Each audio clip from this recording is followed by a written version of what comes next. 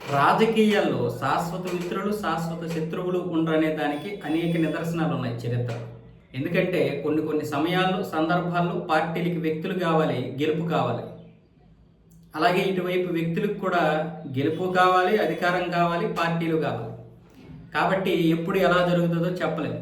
ఏ పార్టీలో ఉంటే ఆ పార్టీని పొగిడేస్తుండడం, ఇతర పార్టీల్ని విపరీతంగా తిట్టేస్తుండడం, దీనివల్ల వీళ్ళు ఎప్పటికీ వేరే పార్టీకి వెళ్ళరేమో అనుకుంటాం. కానీ ఈరోజు అలా లేవు పరిస్థితులు. విడదల రజని వైసీపీని విపరీతంగా నమ్మింది. కానీ వైసీపీ వాళ్ళు తీసుకుంటున్నటువంటి నిర్ణయాలు నచ్చక ఇప్పుడు వేరే పార్టీ వైపు చూస్తున్నట్లుగా తెలుస్తోంది. ముఖ్యంగా ఆవిడ చిలకలూరుపేట అంటే ఆవిడకి మంచి పట్టు ఉంది. 2014లో తెలుగుదేశంలోకి చేరినప్పుడు ఆవిడకి ఆ నియోజకవర్గంలోనే మంచిగా పట్టు ఉంది, అక్కడే పనిచేసింది కూడా.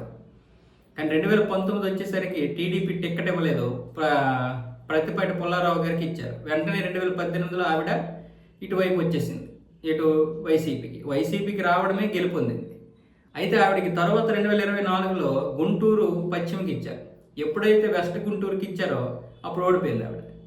ఇప్పుడు మళ్ళీ అక్కడే ఆ నియోజకవర్గం నుంచి పోటీ చేయాలని వైసీపీ చెబుతోంది. ఆవిడకి చిలకలూరుపేటలో మంచి పట్టు ఉంది, అనుచరులందరూ కూడా ఇక్కడే ఉన్నారు. మొదటి నుంచి కూడా అనుచరులు అదే చెప్తున్నారు, మేడం ఈసారి మాత్రం మనం పశ్చిమ గుంటూరులో వద్దు, చిలకలూరుపేటలోనే పోటీ చేద్దాం, చిలకలూరుపేటలో పోటీ చేస్తేనే మేము ఏదైనా మీకు చేయగలమన్న విధంగా ఆవిడ యొక్క అనుచరులు అదే చెప్తున్నారు. అటు గుంటూరులో ఈవిడ్ని ఓడించడానికి కూడా చాలామంది అప్పుడు ప్రయత్నాలు చేశారు, సొంత పార్టీ నుంచి కూడా. అది కూడా చాలా వరకు మైనస్. అందుకే ఆవిడకి నచ్చడం లేదు. ఇప్పటికీ వైసీపీ దీంట్లో మార్పు రావడం లేదు.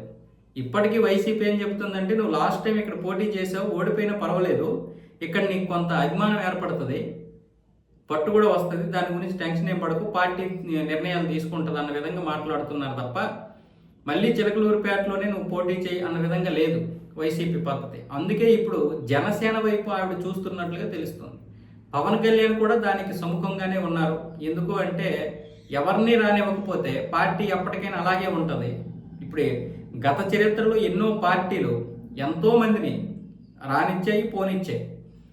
ఇలా రానివ్వకుండా మనం పలాంది గిరిగీసుకొని కూర్చుంటే ఇక అది పార్టీ ముందుకు వెళ్ళదేమో అన్న విధంగా. అంటే రాష్ట్రంలో ఈరోజు ఇంత వైసీపీ మీద వ్యతిరేకత ఉండడం వల్లే కూటమి గడితే గెలుపు వచ్చింది.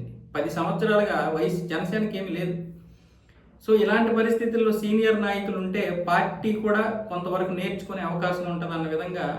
ఇప్పుడు వాళ్ళు ఉండకూడదు, వీళ్ళు ఉండకూడదు అని కాకుండా ఇష్టపడి వస్తే, వాళ్ళ సిద్ధాంతాలు నచ్చితే ఆ సిద్ధాంతాలకు అనుగుణంగా పని చేయగలుగుతాం అనుకుంటే రావచ్చు అన్న విధంగా జనసేన కూడా కొన్ని నిర్ణయాలు తీసుకుంటుంది. దానికి ఇప్పుడు పవన్ కళ్యాణ్ కూడా ఆమోదముద్ర వేయడం, అలాగే విడదల రజని వస్తానంటే ఏదైనా కొన్ని ఉప ఎన్నికల్లో ప్రాధాన్యత ఇవ్వడం, లేదంటే ఏదైనా నామినేటెడ్ పదవులు కూడా ఇచ్చే అవకాశాలు ఉన్నాయన్న విధంగా ఆఫర్ కూడా ఇచ్చారు అని చెప్తున్నారు. దాని గురించి ఇప్పుడు విడదల రజనీ నుంచి అక్కడ వ్యతిరేకత రాలేదు. ఇది మేము అలాగ అనలేదు, చేయలేదు అని చెప్పలేదు. వైసీపీ మాత్రమే స్పందించింది.